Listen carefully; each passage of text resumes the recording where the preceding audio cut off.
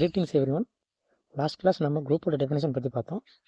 இந்த கிளாஸில் குரூப்போட டெஃபினேஷனை வச்சு எப்படி ஒரு எக்ஸாம்பிளை சால்வ் பண்ணலாம், அதாவது ஒரு செட் எடுத்து குரூப்பாக இல்லைன்னு எப்படி ப்ரூவ் பண்ணலாம் அப்படின்னு சொல்லிட்டு பார்க்கலாம். ஸோ இப்போ டேரெக்டாக நம்ம ஃபஸ்ட் எக்ஸாம்பிளுக்கு போயிடுவோம். ஃபஸ்ட் எக்ஸாம்பிள் என்ன கொடுத்துருக்காங்கன்னா n, ப்ளஸ், அதாவது set of natural numbers under addition. Under அடிஷனில் n வந்து குரூப்பாக இல்லையா அப்படின்னு சொல்லி செக் பண்ண சொல்லியிருக்காங்க. நம்ம குரூப்னு ப்ரூவ் பண்ணணும்னா 4 கண்டிஷன் நான் லாஸ்ட் சொல்லிடுறேன். ஃபஸ்ட்டு என்னென்னா க்ளோஷர், அடுத்து அசோசியேட், அடுத்து ஐடென்டிட்டி அண்ட் இன்வர்ஸ். ஸோ இந்த 4 கண்டிஷனை சாட்டிஸ்ஃபை பண்ணால் நம்ம வந்து குரூப்னு சொல்லிடலாம். ஸோ இந்த 4 கண்டிஷனை இந்த set of natural numbers under அடிஷனில் சாட்டிஸ்ஃபை பண்ணுதா அப்படியா இல்லைன்னு சொல்லிட்டு பார்க்கலாம் வாங்க. ஸோ ஃபஸ்ட்டு கண்டிஷன் என்னென்னா க்ளோஷர், அதாவது எந்த 2 நம்பர் எடுத்து அல்ஜிபிரிக்கலி ஆப்ரேட் பண்ணாலும் அந்த நம்பர் அந்த கிடைக்கிற அந்த வேல்யூ வந்து அந்த செட்டுக்குள்ளரவே இருக்கணும். இங்கே set of natural numbers under addition. So அடிஷன்ன்றதுனால எந்த 2 நம்பர் எடுத்து ஆட் பண்ணாலும் அது நேச்சுரல் நம்பருக்குள்ளவே இருக்கணும். அது இருக்குதான்னு சொல்லிட்டு பார்க்கலாம். ஆனால் நம்மளுக்கு ஆல்ரெடி தெரியும், sum of any 2 natural numbers are natural. அதாவது நம்ம எந்த ஒரு நேச்சுரல் நம்பர் எடுத்து ஆட் பண்ணாலும் அது கண்டிப்பாக நேச்சுரல் நம்பராக தான் இருக்கும். அன்லெஸ் அது வந்து நெகட்டிவாக இருந்தால் மட்டும்தான் அது நெகட்டிவாக போகும். அது இமேஜினரி நம்பரோட எடுத்து ஆட் பண்ணால் அது இமேஜினரியாக போகும், அந்த மாதிரி போகும். ஸோ எந்த 2 நேச்சுரல் நம்பர் எடுத்து ஆட் பண்ணாலும் கண்டிப்பாக நேச்சுரலாக தான் இருக்கும். அடுத்த எக்ஸாம்பிள் நாங்கள் சொல்லியிருக்கோம் பாருங்கள். 5ன்றது ஒரு நேச்சுரல் நம்பர், 8ன்றது ஒரு நேச்சுரல் நம்பர். அது 2 எடுத்து ஆட் பண்ணால் 13 வருது. ஸோ 13 வந்து கண்டிப்பாக நேச்சுரல் நம்பர், அது நேச்சுரல் நம்பருக்குள்ள இருக்குது. ஸோ எந்த 2 நம்பர் எடுத்து ஆட் பண்ணாலும் அது நேச்சுரல் நம்பருக்குள்ள இருக்குது. ஸோ க்ளோஷர் ப்ராப்பர்ட்டி சாட்டிஸ்ஃபை ஆகிடுது. அடுத்த ப்ராப்பர்ட்டி பாருங்கள். ஸோ அடுத்த ப்ராப்பர்ட்டி வந்து அசோசியேட். அதாவது அசோசியேட்னா நம்மளுக்கு தெரியும், A star B star C equal to satisfy பண்ணணும். அதாவது எந்த 3 வேல்யூ எடுத்து மாற்றி அல்ஜிபிரிக்கலி ஆப்ரேட் பண்ணாலும் அது ஈக்குவலாக இருக்கணும். இங்கே அடிஷன்ன்றதுனால, இங்கே நேச்சுரல் நம்பர் அண்டர் அடிஷன்ன்றதுனால நம்ம A plus B plus C கண்டுபிடிக்கணும். அது equal to A plus B சிக்கு ஈக்குவலாக இருக்கணும். ஸோ நம்ம நேச்சுரல் நம்பரை எப்படி எடுத்து ஆட் பண்ணாலும் ஈக்குவலாக தான் இருக்கும். ஸோ அசோசியேட் ப்ராப்பர்ட்டி ஆப்வியஸாக சாட்டிஸ்ஃபை பண்ணுதுன்னு சொல்லிடலாம். அதுக்கடுத்தது ஐடென்டிட்டி ப்ராப்பர்ட்டி பாருங்கள். அசோசியேட் சாட்டிஸ்ஃபை ஆகிடுச்சு. அதுக்கடுத்து ஐடென்டிட்டி ப்ராப்பர்ட்டி பாருங்கள். ஈன்ற ஒரு எலிமெண்ட் இருக்குது, அதுதான் ஐடென்டிட்டி எலிமெண்ட். அந்த எலிமெண்ட்டு கூட எந்த ஒரு எலிமெண்ட் எடுத்து அல்ஜிபிரிக்கலி ஆப்ரேட் பண்ணாலும் அந்த அல்ஜிபிரிக்கலி ஆப்ரேட் பண்ணுற எலிமெண்ட்டே கிடைக்கணும். அப்படி கிடச்சிருச்சுன்னா அந்த செட்டு வந்து ஐடென்டிட்டி எலிமெண்ட்டை சாட்டிஸ்ஃபை பண்ணுது அப்படின்னு அர்த்தம். இங்கே நேச்சுரல் நம்பர் அண்ட் அடிஷன்றதுனால நம்ம ப்ளஸ் சாட்டிஸ்ஃபை பண்ணுதான்னு பார்க்கணும். அதாவது there exist E belongs to N. எண்ணில் வந்து ஈன்ற ஒரு எலிமெண்ட் இருக்கணும். அந்த எலிமெண்ட்டு கூட எந்த ஒரு எலிமெண்ட் எடுத்து ஆட் பண்ணாலும் நம்மளுக்கு கிடைக்கக்கூடிய எலிமெண்ட் A அப்படின்னு கிடைக்கும். அதாவது A plus E equal to A அப்படின்னு கிடைக்கும். அப்படி ஒரு ஈயை நம்மளால் கண்டுபிடிக்க முடியும் அப்படின்னு பார்த்தோன்னா நேச்சுரல் நம்பரில் கண்டுபிடிக்க முடியாது. ஏன்னா நம்ம எந்த ஒரு நம்பரோட நேச்சுரல் நம்பர் எடுத்து ஆட் பண்ணாலும் அது வேறு ஒரு வேல்யூ தான் கிடைக்கும். அப்படி நம்ம நேச்சுரல் நம்பரோட எடுத்து ஆட் பண்ணுற வேல்யூ சேமாக கிடைக்கணும்னா அது 0வாக மட்டும்தான் முடியும். ஏன்னா 0வோட ஆட் பண்ணால் மட்டும்தான் சேம் வேல்யூவாக கிடைக்கும். இப்போ A plus 0 equal to A இப்படி கிடைக்கும். ஸோ ஆனால் 0 வந்து டஸ் நாட் பிலாங்ஸ் டு என், ஏன்னா அது என். ஸோ 0ன்ற எலிமெண்ட்டோட ஆட் பண்ணால் மட்டும்தான் நம்மளுக்கு ஆட் பண்ணுற எலிமெண்ட்டே கிடைக்கும். ஸோ ஆனால் 0 டஸ் நாட் பிலாங்ஸ் டு என். அதனால் identity property does not satisfied. அப்போ ஐடென்டிட்டி ப்ராப்பர்ட்டி சாட்டிஸ்ஃபை பண்ணதுனால this is not a group. ஆனால் இது ஃபஸ்ட்டு 2 எலிமெண்ட்டை சாட்டிஸ்ஃபை பண்ணுது. அதாவது அசோசியேட், க்ளோஷர் அண்ட் அசோசியேட்டை சாட்டிஸ்ஃபை பண்ணுது. அதனால் ஃபஸ்ட்டு 2 ப்ராப்பர்ட்டி சாட்டிஸ்ஃபை பண்ணுறதுல நம்ம என்ன சொல்லலாம்னா செமி குரூப் அப்படின்னு சொல்லலாம். ஓகேங்களா? இப்போ n, ப்ளஸ் வந்து is not a group but semi group. Okay, அடுத்த எக்ஸாம்பிள் பாருங்கள். n, டாட், அதாவது set of natural numbers under multiplication. இப்போ முன்னாடி வந்து நம்ம அடிஷனில் பார்த்தோம், இப்போ மல்டிப்ளிகேஷனில் பார்க்கலாம். அது ஆப்வியஸாக நமக்கு தெரியும், product of 2 natural numbers are natural. So closure property satisfy ஆகிடுது. அசோசியேட்டும் ஆப்வியஸாக சாட்டிஸ்ஃபை ஆகிடும். ஏன்னா எந்த 3 எலிமெண்ட் எடுத்து மாற்றி மல்டிபிள் பண்ணாலும் அது சேமாக தான் இருக்கும். அன்லெஸ் அது வந்து நெகட்டிவாக இருக்காத வரைக்கும். பாசிட்டிவாக இருக்கிற எந்த ஒரு எலிமெண்ட் எடுத்து மல்டிபிள் பண்ணாலும் சரி, ஆட் பண்ணாலும் சரி, 3 எலிமெண்ட்டை மாற்றி மல்டிபிள் பண்ணாலும் சரி, 3 எலிமெண்ட்டை மாற்றி ஆட் பண்ணாலும் சரி, அது கண்டிப்பாக ஈக்குவலாக தான் இருக்கும். So associative property satisfied. அடுத்தது ஐடென்டிட்டி பார்ப்போம். அதாவது ஐடென்டிட்டி என்னென்னு பார்த்தீங்கன்னா, எந்த ஒரு எலிமெண்ட்டை நம்ம செட்லேருந்து எடுத்தாலும் அங்கே தேர் எக்ஸிஸ்ட் ஈன்ற ஒரு எலிமெண்ட் இருக்கும். அது கூட மல்டிபிள் பண்ணால் நம்மளுக்கு ஒரிஜினல் எலிமெண்ட் ஏவே கிடைக்கணும். அப்படி கிடைக்கக்கூடிய ஒரு எலிமெண்ட் கிடச்சிருச்சுன்னா நம்ம வந்து ஐடென்டிட்டி ப்ராப்பர்ட்டி சாட்டிஸ்ஃபை பண்ணுது அப்படின்னு சொல்லிடலாம். நம்மளுக்கு நேச்சுரல் நம்பருக்கு வந்து அடிஷனில் தான் கிடைக்கல, ஆனால் மல்டிபிளிகேஷனில் கண்டிப்பாக இருக்குது. ஏன்னா ஒன்று கூட எந்த ஒரு எலிமெண்ட் எடுத்து மல்டிபிள் பண்ணாலும் ஒரிஜினல் எலிமெண்ட் தான் கிடைக்கும். So identity element satisfied. அப்போ இது 3வது ப்ராப்பர்ட்டியான ஐடென்டிட்டி ப்ராப்பர்ட்டியும் சாட்டிஸ்ஃபை பண்ணுது. அதுக்கடுத்து தான் 4வது பாருங்கள். Inverse property under multiplication. So multiplication அதாவது A star B is equal to E கிடைக்கணும். அதாவது ஒரு எலிமெண்ட் இருக்குது, அந்த எலிமெண்ட் எடுத்து இன்னொரு எலிமெண்ட் கூட மல்டிபிள் பண்ணால் நம்மளுக்கு ஐடென்டிட்டி எலிமெண்ட் கிடைக்கணும். இங்கே என்னது identity element 1. So A into A inverse equal to 1ன்னு கிடைக்கணும். ஸோ நம்ம எந்த ஒரு ஏ எடுத்தாலும் அதுக்கு இன்னொரு எலிமெண்ட் இருக்கணும், அதை ரெண்டுத்தையும் மல்டிபிள் பண்ணால் 1ன்னு கிடைக்கணும். அப்படி ஒரு எலிமெண்ட் இங்கே இருக்குதா அப்படின்னு பார்த்தோன்னா நேச்சுரல் நம்பரில் கண்டிப்பாக இல்லை. ஏன்னா இங்கே நான் சொல்லியிருக்கேன் பாருங்கள், inverse of any natural number a belongs to N under product is 1/a. அதாவது அண்டர் ப்ராடக்டில் எந்த ஒரு நேச்சுரல் நம்பருக்கு இன்வர்ஸ் எடுத்தாலும் 1/a அப்படின்னு வரும். ஸோ இங்கே 1/aனா அப்போ 1/1 இருக்குது ஈக்குவல் டு 1. ஸோ 1க்கு மட்டும்தான் இங்கே வந்து இன்வர்ஸ் இருக்குது, மற்ற எந்த ஒரு வேல்யூக்கும் வந்து இன்வர்ஸ் கிடையாது. இப்போ எக்ஸாம்பிளுக்கு 2 எடுத்துக்கணுமா, 1/2 அது does not belongs to N, எண்ணில் கிடையாது. So inverse property does not hold. அப்படி 1 equal to 1. Only 1 has inverse in the set N. No other number does not have inverse in N. So inverse property does not hold. அப்போ first 3 கண்டிஷனை சாட்டிஸ்ஃபை பண்ணிக்கிறதுனால இது வந்து மோனாய்டுன்னு சொல்லிடுறோம்.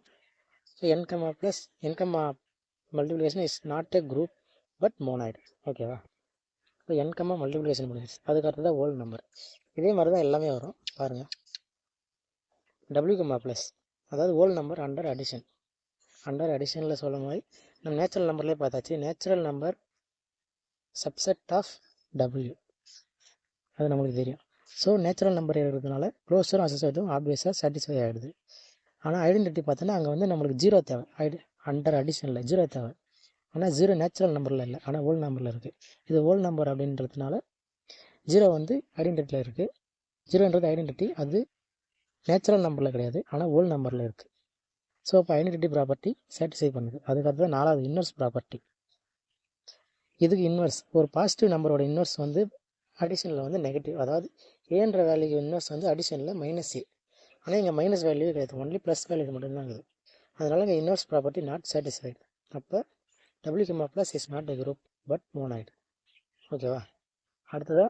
அடுத்த செட் பாருங்கள். அடுத்த example w, multiplication. Whole numbers under மல்டிப்ளிகேஷனில் பாருங்கள்.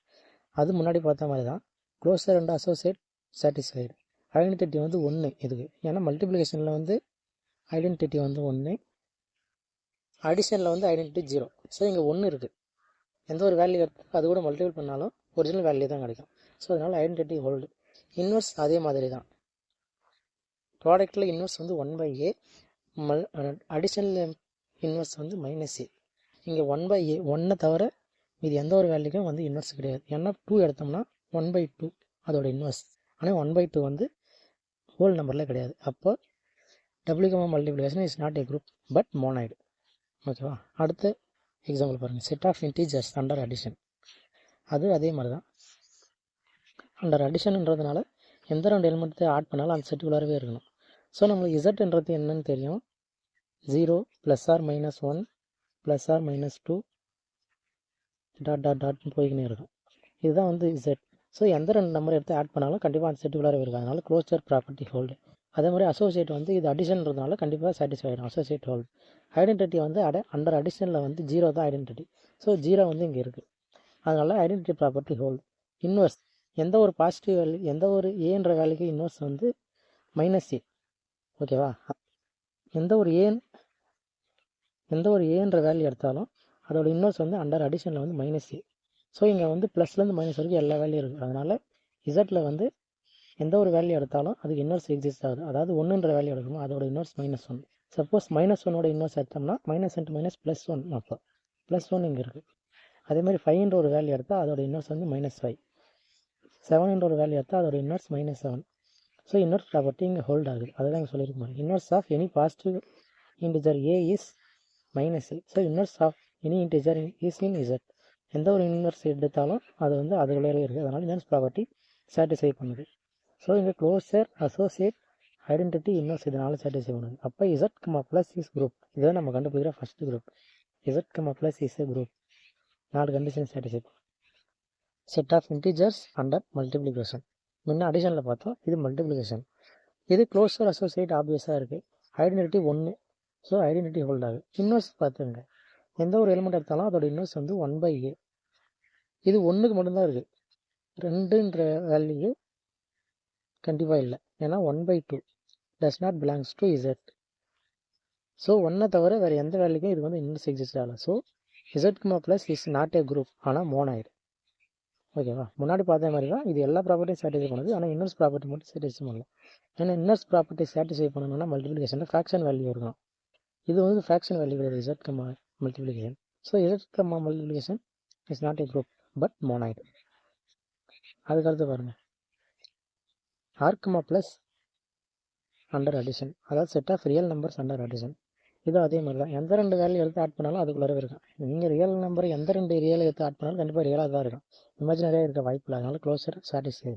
அசோசியேட் எந்த 3 வேல்யூ எடுத்து மாற்றி மாற்றி ஆட் பண்ணாலும் அது கண்டிப்பாக ஈக்குவலாக தான் இருக்கும். அதனால் அசோசியேட் ஹோல்டு. ஐடென்டிட்டி அண்டர் அடிஷனில் ஐடென்டிட்டி வந்து பார்த்தீங்கன்னா 0. ஸோ 0 கண்டிப்பாக ஆரில் இருக்குது. இப்போ ஐடென்டிட்டி ப்ராப்பர்ட்டி சாட்டிஸ்ஃபை. அதுக்கு அடுத்ததான் இன்வர்ஸ். எந்த ஒரு வேல்யூ எடுத்தாலும் அதோட இன்வர்ஸ் வந்து அண்டர் அடிஷனில் -a.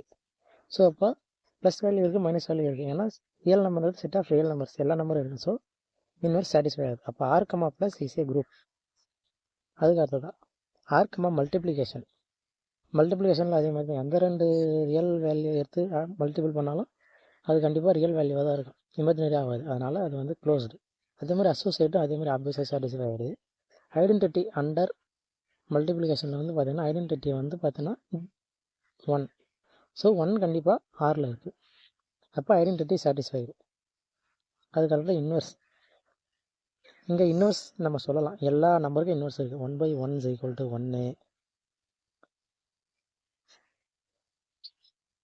1/2 2ஓட இன்வர்ஸ் 1/2 அதுவும் ஆரில் இருக்குது.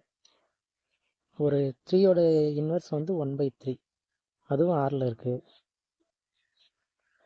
ஒரு 100ஓட இன்வர்ஸ் வந்து 1/100 அதுவும் வந்து ஆரில் இருக்குது.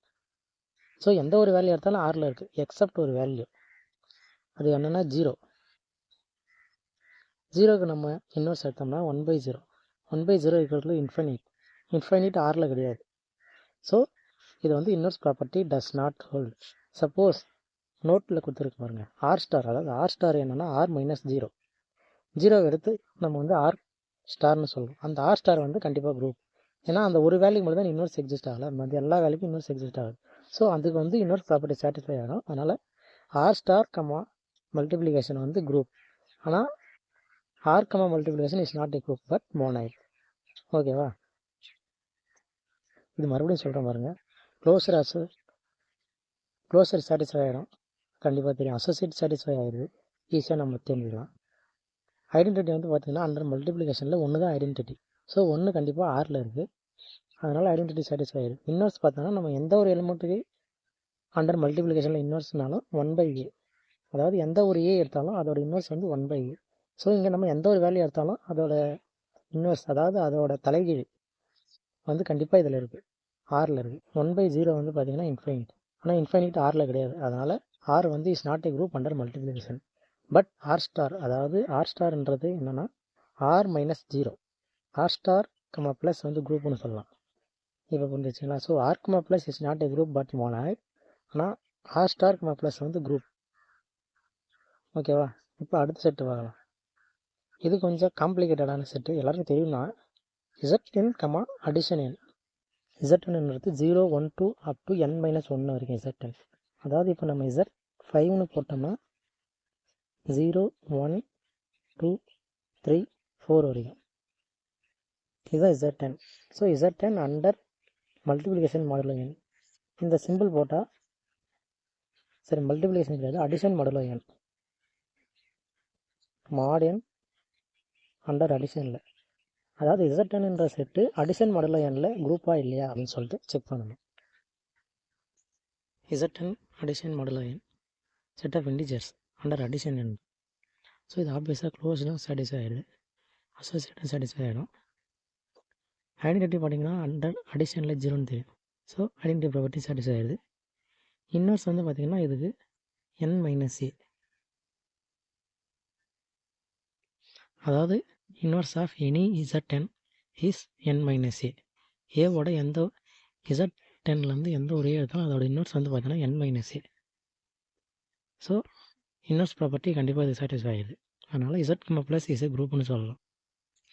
இது வந்து ஜஸ்ட் ஜென்ரலாக தான் சொல்லியிருக்கேன். இதில் வந்து ஒரு எக்ஸாம்பிள் எடுத்து நான் நெக்ஸ்ட் வீடியோ அப்படின்னு சொல்லிட்டு ப்ரூஃப் பண்ணி காட்டுறேன். ஸோ இசட்10 கம்மா அடிஷன் மாடுலோ n வந்து குரூப். இதோட ஒரு ஏதாச்சும் ஒரு எக்ஸாம்பிள், உதாரணத்துக்கு Z5 கம்மா அடிஷன் மாடுலோ 5, இந்த மாதிரி ஏதாச்சும் ஒரு எக்ஸாம்பிள் எடுத்து நான் நெக்ஸ்ட் வீடியோவில் ப்ரூஃப் பண்ணி காட்டுறேன். Okay, thank you.